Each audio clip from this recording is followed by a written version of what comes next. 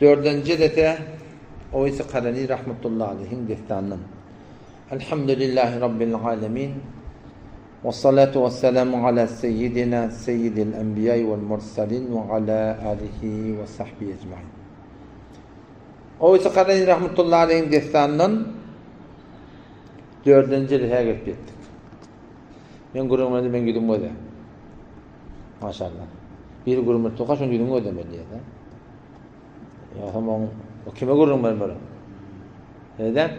Maşallah. Bir gururumda toka etmişsin güdüm ödemeli. Yakınca anlatırmadan güdüm ödep olmadan okuyanlardan ödemeli. Ya hem doğru peydavet alıp olmuyor. Bir kav gururumda verecek olsa kav kulağası yanına gerek. Sadi rahmetullahi ne mi diye? Guy meydan-ı iradet biyar diye da. Guy meydan-ı iradet biyar ta bezenet merd sokan guy diye. Guy meydan-ı iradet biyar yani öz gövüncenliğini, hevescenliğini ortaya getir deyiptir da. Ta bezenet merd sokan guy diye. Kep ezek adam o tam kav kepliye de biliyor.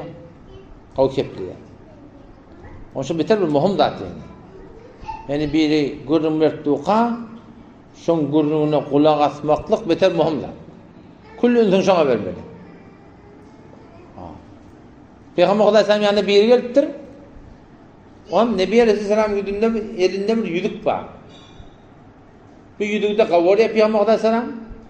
O da terde gelen ama adam burada terde geyenine terde edinenine Peygamber'den insan kamil insan şu bir kitapta şu olup yüdüğü ödeyiptir şeyle. Gururuna kulak astı yine şunu ödeye da.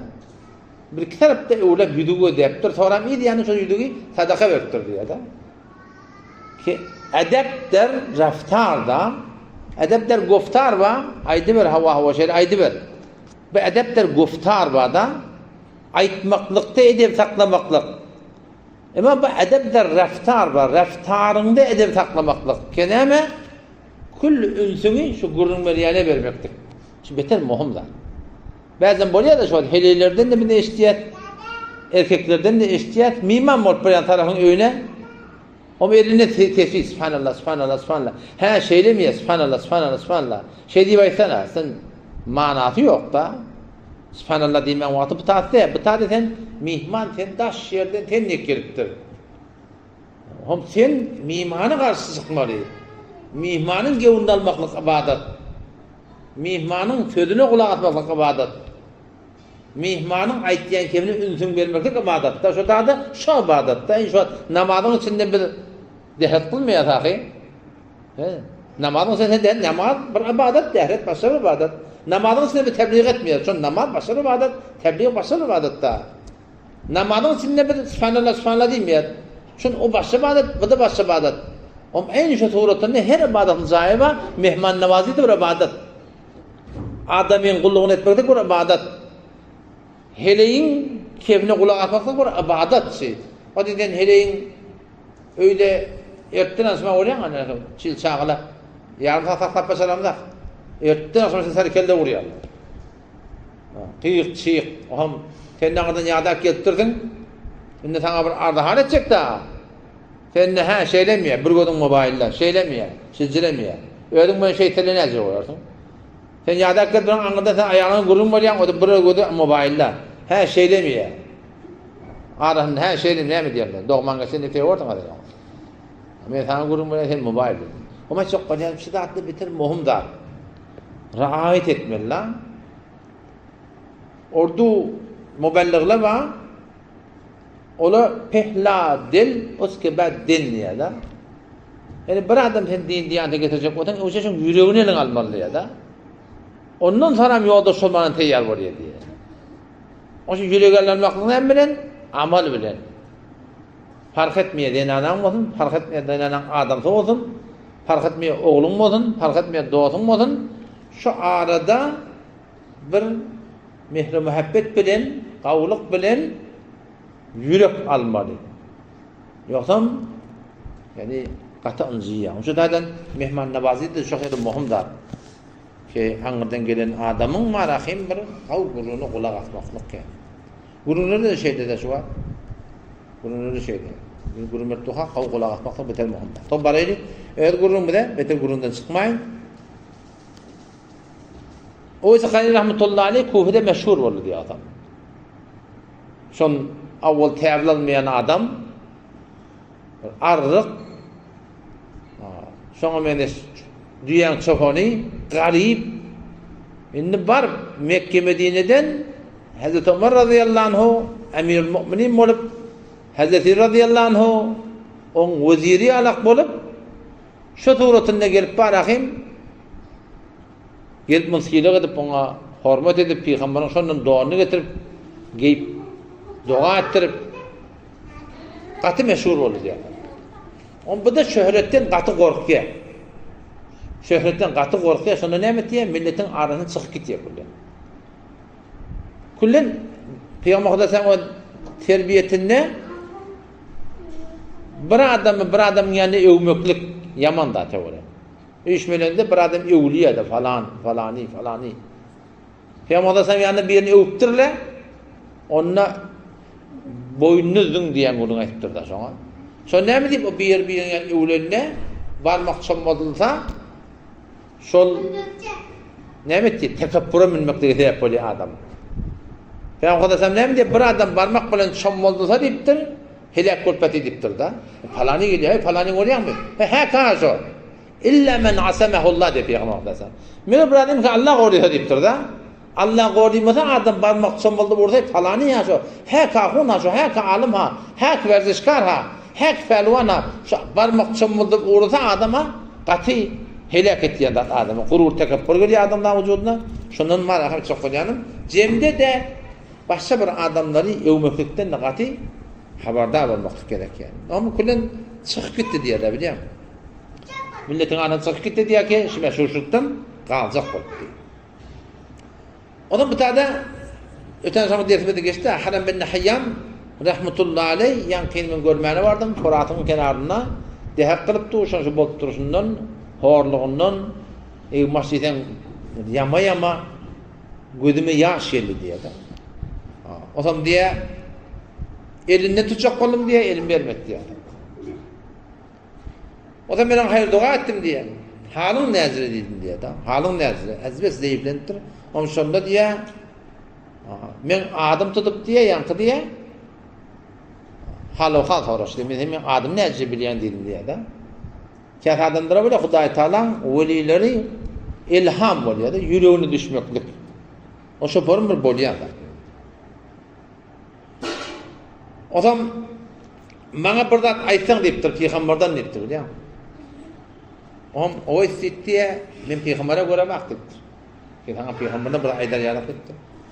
Haberini ondan bundan eşittim deyiptir. Muhaddis mufti ona bana aytyan da ocağı başa olup veremek deyiptir. O zaman dedim diye bir ayet-i Kur'an bana okuy dedim diye. Ayet-i Kur'an okuy, Kur'an'dan ayet dedim diye. O zaman sana "Euzu billahi mineşşeytanirracim" aydan şu diye uduk diye ağladı diye.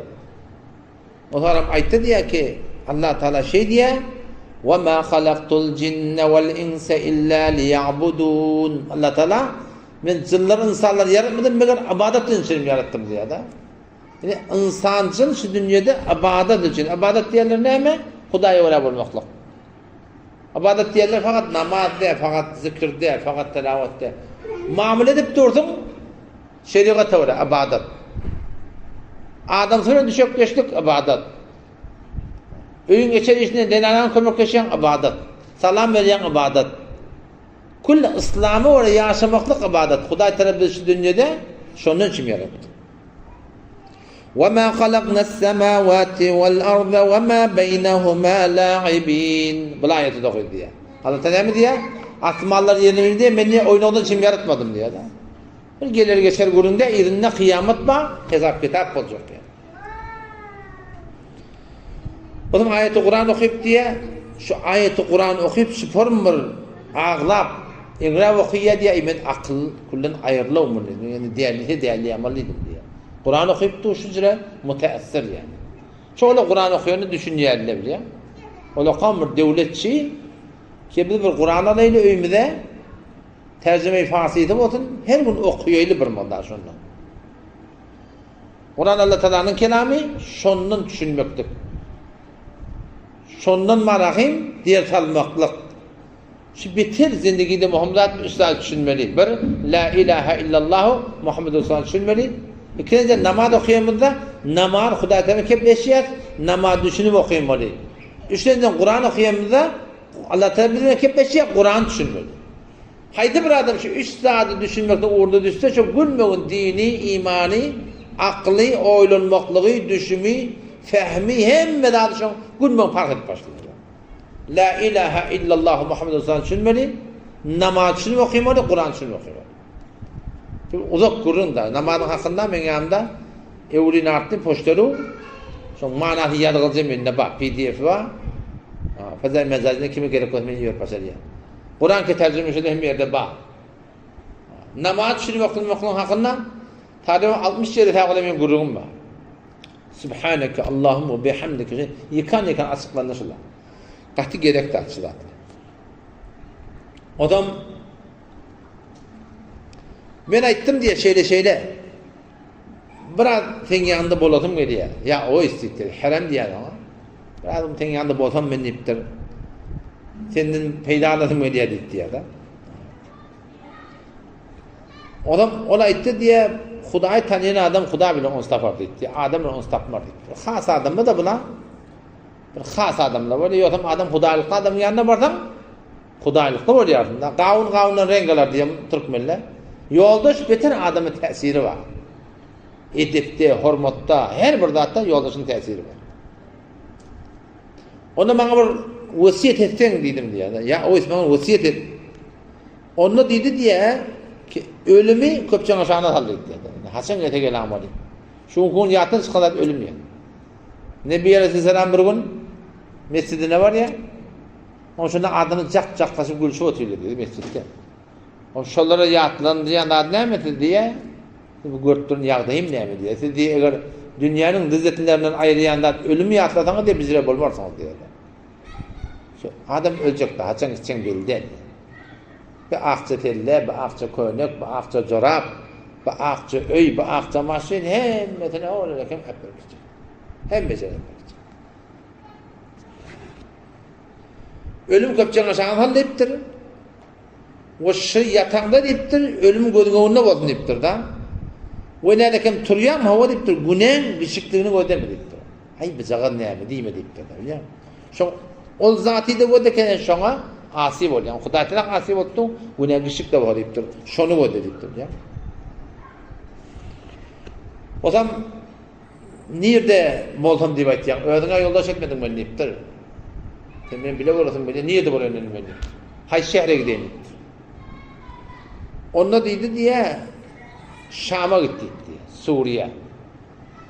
Bereketli yer. Onu ben soradım diye günahsız nerede böyle dedim diye. O zaman sonra dedi diye. Uf li hadal kulub. Yürekleri o dedi. Kalet kad kaleta şek. Ve la tenfa'al mev'ade dedi. Yürekleri kullen şek düşürdü. Aydan netiqadan peyda veren aqdı diye. Günahsız gaygıtiyan dedi diye. Huday boynalıqsın. Huday boynalıqsın mı keten şeydi başa gaylap tensiyon şeket yapmış. Öten sonra cedehdi gurun geçti. Ki günahsız kıyınıldan da açılamanla ne mi? Haris olmak lazım. Allah Teala diyor elhâkumut tekâtur. Size helakette haris olmak lazım diyor. Hatta zurtumul makabir. Takip kabirlerde tanıdınız diyor. Şu zamanla bütün adamımız kendi birbirine var poz verip gidip kabirlerden de tanıktır diyor. Haris olmak lazım. Kanaat edip durmasızlık. Şu an bizim öz yaşayışımızı kanaat etmesizlik yıkılır. Traktör 1.2, maşin 1.2, öy 1.2. Gidiverdi. O bolsa ol. Bir yerde durup aylanıp günahsın, hava menki bolla gazası. Men dünyama boldu şu. Kanaat biter zayıflanıyor. Hoşbaxt terva da terle haraplandı. Hoşrak olacak oraya. Şu rak. Şu haraplar yaşayırsa. Bağrına zalim adam dursa, şu bağrın buna hoş olan oraya da Meşhur hoşrak bolacak bolmaklık maşini var, onun qavrak maşini edi. Motoru var, onun qavrak motoru edi. Bunun şu ayrıntı onun qavrak edi bolup barahim 5 ot namazı yetişilmeyen etken. Naqat dehmet. Yeni bir netiqat ettidim diye. Onu ey hayyanın oğlu, atan adam öldü dedi. Nuh aleyhisselam öldü, İbrahim Halilullah öldü, Musa ibn İmran öldü, Davud da öldü. Muhammed Mustafa da öldü, Ebu Bekir de öldü, Ömer de öldü dedi. Ben Ömer ölenak dedim diye. Ömer öldü dedi. Yani yüreğine şittir, şüpherli Hudaylık adam, gaybden Allah Teala'nın haber var da. Yöne Hudaylıklı adamlara Allah Teala yüreğine oklap da şoförüm bilmekliği var. Hazreti Ömer radıyallahu anh Medine'de otuy, İran'na sahabına kurşetik gelip geldi. O şu oturan yerinde birdenle ya sariye dikiyordu. Dağa arkan ver. O etekte sahabına da otuy, bu niyet yediptirdi biliyor musun? Bu niyet yediptirdi. Gurun tokan tokara. Namazdan sonra Hazreti Abdurrahman ibn Avf radıyallahu anh beter dua etmişti ki emir müminin adımlar guruna oydum deyiptir. Sariye neymiş yaptı deyiptir. Bir nesi gözümüne geldi ya da. İhtiyari zaten ya da. Bir nesi gözümüne geldi diye. Allah Teala şifir duatları var ki gaybden bir nesi şolara bir zatları anladır diye. Elbette yürek düşen dadın her bir dadı hak yanına haklığına Kur'an sünnet delil bolmagy bolar ya. Şoförüm dedi ya. Meni sen ölecek dedi ya. Ben yengecek doğayda hanım diye, şondan uğrayacak bol ya. Ve netiqatçı dedi ya ki doğru adamdan yine düş dedi ya da.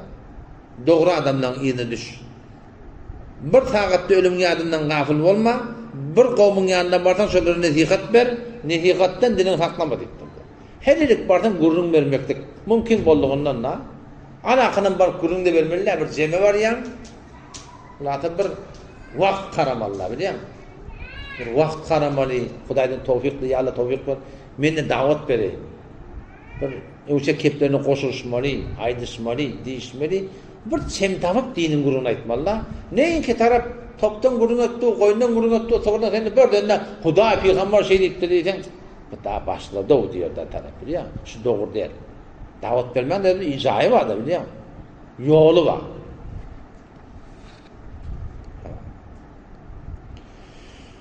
O zaman o ayette diye ki bir kadam da cemaattan ayağını çekme deyip. Ehl-i sünnet ve cemaatin alıp barayan yolundan bir kadam da kenara çekme, yoktam deyiptir, bidin bulurdun, bilmen de o da koşurun deyiptir. Muhal Hazreti Vahab rahmetullahi aleyh ondan soraptırlar diye da kişi ümmeti Muhammed sallallahu aleyhi ve sellem 73 grup şun hayt hak deyiptir diye da onda ol bir cemaat hak kişi 72'nin fikrine olsun deyiptir diye. Şöyle hemen ottan izah edecek oraya deyiptir diye. Şu cemaat hak deyiptir. Yani hayır hahi var. Allah Teala Kur'an'na galiben Sure-i Mumtehane mi kadiyen muhacirlere uye. Muhacirleri. O da qava adam kim? Huday Teala'nın söygülü adamla muhacirler. Ensarlı birde. Muhacirler Mekke'den Medine'ye uçurdu. Ensarlı diyenler ne mi? Ehli Medine ki Peygamber'e ocak açıp barağın teyablı alındı. Başta da bir cemaat batı Huday Teala.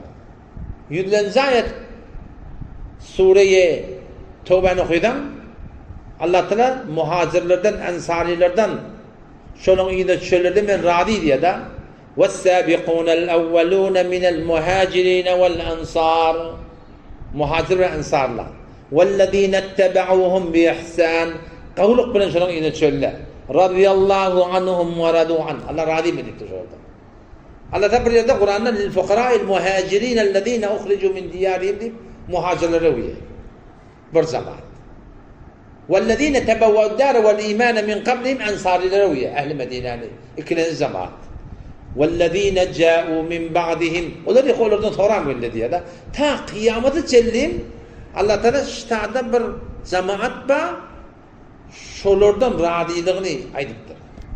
وَالَّذ۪ينَ جَاءُوا مِنْ بَعْدِهِمْ onlar yıkıyorlardan sonra mı öyle ta kıyamet çellim ne met diyorlar ahlakları ne mi يَقُولُونَ رَبَّنَا اغْفِرْ لَنَا ve li ihvaninellezine sebekuna bil iman. Yani biz de bağışla deyip toğat yedi diye ötölün geçilimi de bağışla deyip toğat yedi diye. O da hayır haşala biliyor musun? Yani ümmet-i Müslümanın bolup berişine narahat. Ümmet-i Müslümanın günahkar bolup berişine narahat. Öyle ettiğin kemçiliklerine narahat. Yani biz de bağışla, bunlar da bağışla deyip toğat yedi. Ötölün geçilimi bağışla deyip ötüyeli. Ondan sonra emname. وَلَا تَجْعَلْ فِي قُلُوبِنَا غِلًّا لِلَّذ۪ينَ آمَنُوا. Ya Allah imanlı adamların hakkında bizim yüreklerimizde düşmanlık koyma diye. Yani bir yürek isteyenler ki hiçbir Müslümana bakıcılık olmasın. Görüpçülük olmasın. Tenekecilik olmasın. Düşmansılık olmasın. Birinin eve gidenden Arap olmasın.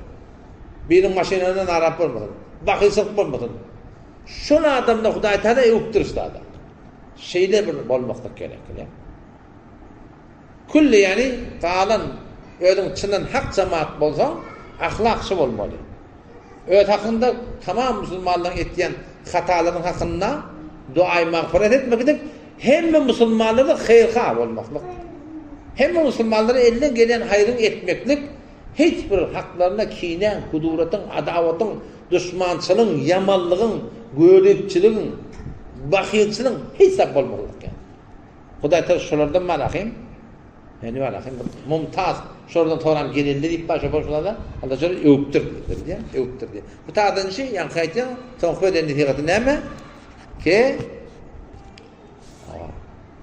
yani cemaattan ehlizden o cemaatın alperen tertibi var da 4 mezhep olup geliptir. Şondan gevren çekmiyor yokan deyiptir. Neymeler deyiptir? Hava. Angah bidin şebidi ya da. Dinden çıkarın deyiptir. Ben nereden ve derde uzak olup deyiptir. Bilmeyen cehenneme şöyle deyiptir. Şu tarzdan şu bizler muhim da bir hakkı Kur'an, sünnet bizim başımın ihtiyacı.